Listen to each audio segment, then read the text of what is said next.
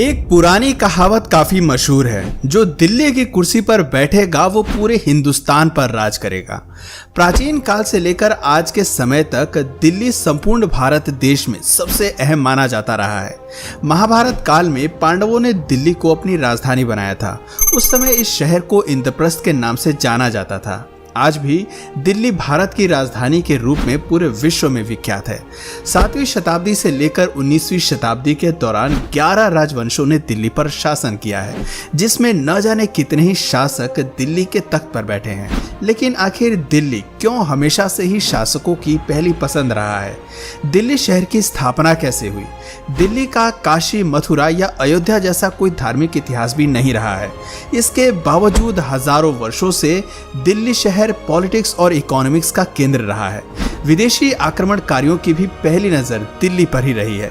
नादिर शाह जैसे कई विदेशी शासकों ने दिल्ली को कई बार लूटा है। आज की इस वीडियो में हम दिल्ली के पूरे इतिहास के बारे में आपको बताएंगे, जिसे जानना आपके लिए बेहद जरूरी है। राजपूतों को दिल्ली के असली संस्थापक के तौर पर जाना जाता है। 736 ईस्वी में तोमर राजवंश ने सबसे पहले दिल्ली पर राज करना शुरू किया था। अनंगपाल तोमर इस डायनेस्टी के सबसे पहले राजा बने थे। इन्होंने दिल्ली में लाल कोट फोर्ट का निर्माण किया था, जिसके आसपास दिल्ली का पहला शहर बसाया गया। इस किले को अबुल फजल ने किला राय पिथौरा का नाम दिया था। साथ ही अनंगपाल तोमर दिल्ली में आयरन पिलर भी लेकर आए थे, जो आज कुतुब मीनार कॉम्प्लेक्स में स्थित है। ये पिलर सेंट्रल इंडिया के उदयगिरी से लाया गया था। करीब 450 सालों तक दिल्ली में तोमर डायनेस्टी की हुकूमत रही। तोमर डायनेस्टी के राजा अनंगपाल तोमर द्वितीय के पोते पृथ्वीराज चौहान थे, जिन्होंने दिल्ली में 1180 से लेकर 1192 तक राज किया। पृथ्वीराज चौहान एक महान और समझदार योद्धा थे। उन्होंने पहले ही भांप लिया था कि इस्लामिक शासक भारत में प्रवेश करने की योजना बना रहे हैं। पृथ्वीराज चौहान ने सभी राजपूत राजाओं को एक साथ मिलाया और काफी हद तक विदेशी ताकतों को रोकने में कामयाब भी रहे थे। 12वीं शताब्दी के अंत में मोहम्मद गौरी ने सिंध और पंजाब राज्यों को जीत लिया और दिल्ली पर सत्ता स्थापित करने की कोशिश की, लेकिन पृथ्वीराज चौहान ने उसके मंसूबों को नाकाम कर दिया। असल में राजपूत राजा अपनी बहादुरी के साथ साथ अपने उसूलों के लिए भी जाने जाते थे। वे कभी निहत्थे और कमजोर व्यक्ति पर वार नहीं करते थे। 1191 में पृथ्वीराज चौहान ने मोहम्मद गौरी को बैटल ऑफ तराइन के युद्ध में परास्त कर दिया था, लेकिन उसे मारा नहीं। और मोहम्मद गौरी को जिंदा जाने देना पृथ्वीराज चौहान की सबसे बड़ी गलती साबित हुई। मोहम्मद गौरी ने सन 1992 में एक बार फिर पृथ्वीराज चौहान के साथ युद्ध किया और इस बार पृथ्वीराज चौहान को अन्य राजाओं का साथ नहीं मिला, जिस कारण उनकी हार हुई। पृथ्वीराज चौहान दिल्ली के अंतिम हिंदू रूलर माने जाते हैं। मोहम्मद गौरी ने अपने गुलाम कुतुबुद्दीन ऐबक को 1206 में दिल्ली का बादशाह बना दिया और इसी साल दिल्ली सल्तनत की स्थापना भी शुरू हुई। क्योंकि कुतुबुद्दीन ऐबक एक गुलाम था, इसलिए उनके राजवंश को स्लेव डायनेस्टी का नाम दिया गया। कुतुबुद्दीन काफी दयालु किस्म का माना जाता था। अक्सर अपनी प्रजा के बीच वो जरूरत का सामान बंटवाता रहता था, इसलिए उसे लखबख्श का नाम भी दिया गया था। कुतुबुद्दीन ऐबक ने ही दिल्ली में कुतुब मीनार बनाने की शुरुआत की थी और 2.5 दिन का झोपड़ा जैसी कई अन्य ऐतिहासिक इमारतों का निर्माण कराया। कुतुब मीनार का काम बाद में शमसुद्दीन इल्तुतमिश द्वारा पूरा किया गया। इल्तुतमिश ने दिल्ली पर राज करने के दौरान चाह लगनी की शुरुआत की, जिसे एक प्रकार का मंत्रिमंडल कहा जा सकता है, और साथ ही एकता सिस्टम की शुरुआत भी इल्तुतमिश के द्वारा ही की गई।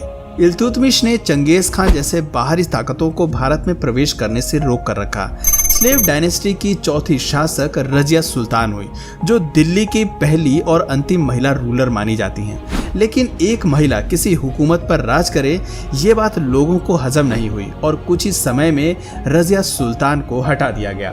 इल्तुतमिश के बाद स्लेव डायनेस्टी के अन्य सभी राजा कमजोर हुए और 1290 में तुर्की आक्रमणकारी जलालुद्दीन खिलजी ने दिल्ली में खिलजी डायनेस्टी की शुरुआत की। जलालुद्दीन एक शांत और उदार किस्म का राजा था, लेकिन सन 1296 में उसके भतीजे और दामाद अलाउद्दीन खिलजी ने अपने ही ससुर की हत्या कर सिंहासन हड़प लिया। अलाउद्दीन खिलजी ने दिल्ली में बैठे बैठे अपना साम्राज्य दक्षिण भारत के मदुरै शहर तक स्थापित कर लिया था। इसके अलावा गुजरात, मालवा, वारंगल, रणथंभौर, चित्तौड़गढ़, मेवाड़ और जालौर जैसे कई बड़े राज्य अपने साम्राज्य में मिला लिए। अलाउद्दीन खिलजी ने दिल्ली में फ्री मार्केट पॉलिसी इंट्रोड्यूस की, जिससे दिल्ली में ट्रेड को काफी बढ़ावा मिला। हालांकि उसकी क्रूरता के किस्से काफी मशहूर हैं। फिल्म पद्मावत में खिलजी का कैरेक्टर आप लोगों ने देखा ही होगा। अलाउद्दीन खिलजी एक बाइसेक्सुअल था जिसके मालिक काफूर के साथ संबंध थे, लेकिन अलाउद्दीन खिलजी की मौत के बाद खिलजी राजवंश का भी पतन होना शुरू हो गया। कुतुबुद्दीन मुबारक शाह खिलजी राजवंश का अंतिम शासक था, जिसे एक पागल शासक भी माना जाता है। कहा जाता है कि कुतुबुद्दीन मुबारक शाह के अजीब शौक थे। वो शराबी तो था ही, साथ ही महल में नग्न होकर घूमता था। महिलाओं और पुरुषों को भी ऐसा ही करने की सलाह देता था और कई बार तो महिला के कपड़े पहनकर ही घूमने लगता था। लोगों को समझ आ गया कि ये दिल्ली के तख्त पर ज्यादा समय तक बैठ नहीं पाएगा और 1320 में मुबारक शाह के वजीर खुसरो खान ने ही उसकी हत्या कर दी थी। सन 1320 में दिल्ली में तुगलक डायनेस्टी की शुरुआत होती है। इस राजवंश के शासकों ने दिल्ली में काफी काम कराया, सोशल रिफॉर्मर्स लेकर आए, लेकिन तुगलकों की एक कमजोरी ये रही कि मंगोल के आक्रमण को वो रोक नहीं पाए। इससे पहले जितने भी शासक हुए हैं उन्होंने अन्य विदेशी आक्रमणकारियों को रोक कर रखा, लेकिन तुगलक इसमें नाकाम साबित हुए। गियाथ अल दिन तुगलक के बाद मोहम्मद बिन तुगलक दिल्ली का बादशाह बना था, जिसने दिल्ली छोड़कर दौलताबाद को अपनी राजधानी बनाया और विदेशी आक्रमणकारियों ने इस बात का फायदा उठाने का सोचा। तैमूरलंग ने सन 1398 में दिल्ली पर आक्रमण कर दिया। इससे पहले यह पर्शिया, अफगानिस्तान और मुल्तान जैसे राज्य जीत चुका था। पंजाब के जरिए उसने भारत में एंट्री की। दिल्ली में तैमूरलंग ने 2 हफ्ते में ही भयंकर कोहराम मचा दिया। सब जगह हाहाकार होने लगी थी। महिलाओं का सरेआम बलात्कार किया जा रहा था। जो रास्ते में आया उसे मौत की नींद सुला दिया जाता। 15 दिनों तक तैमूर और उसकी सेना ने खूब लूटपाट मचाई और भारत से जाते वक्त हरिद्वार, कांगड़ा और जम्मू जैसे इलाकों में भी वो भयंकर तबाही मचा कर गया। कहा जाता है कि तैमूरलंग की लूट के बाद दिल्ली को उभरने में 100 सालों का वक्त लगा था। सन 1414 में खिजीर शाह को तैमूरलंग ने दिल्ली की गद्दी पर बिठाया और इस तरह दिल्ली में सैयद वंश की शुरुआत हुई। यह डायनेस्टी दिल्ली के इतिहास की सबसे कमजोर डायनेस्टी मानी जाती है और बहुत कम समय तक ये दिल्ली पर राज कर पाए। सैयद वंश के अंतिम शासक आलम शाह को हराकर बहलाल लोधी दिल्ली का बादशाह बन गया। लोधी वंश ने दिल्ली को व्यापार और लिटरेचर का केंद्र बनाया। इस वंश के दूसरे शासक सिकंदर लोधी हुए, जिसने आगरा शहर बसाने की शुरुआत की। साथ ही दिल्ली में और आसपास के कई राज्यों पर इस राजवंश ने काफी निर्माण कराए। दिल्ली के लोधी गार्डन में लोधी वंश के शासकों के मकबरे बने हुए हैं।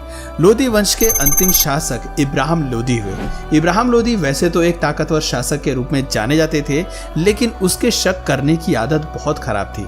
छोटी छोटी बातों पर वो अपने मंत्रियों की ही हत्या कर देता था। हर किसी को संदेह की निगाह से देखता था।